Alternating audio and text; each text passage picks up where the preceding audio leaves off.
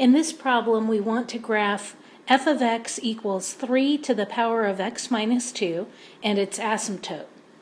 So let's start with f of x equals 3 to the x minus 2.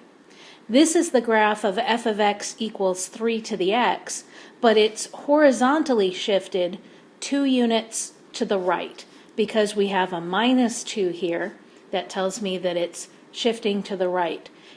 It's inside the exponent. That's what makes it a horizontal shift, and then the minus makes it to the right.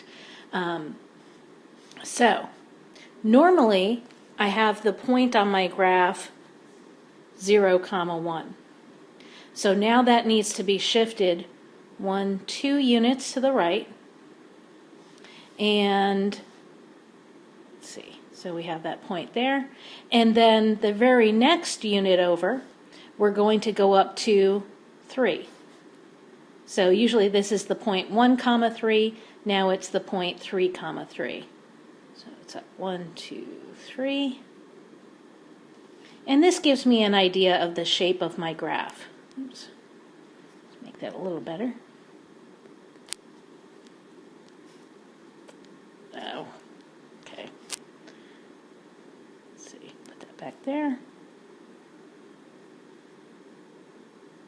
That's going up. And then the graph is approaching the asymptote, and since we haven't done any vertical shifting, it's the regular asymptote, which is the x-axis. So our graph is approaching the x-axis there, and now we have to graph the asymptote. So in MyMathLab, you need to make sure that you graph this asymptote and you make it a dotted line. So that's important. And there's our asymptote that goes from negative infinity to infinity.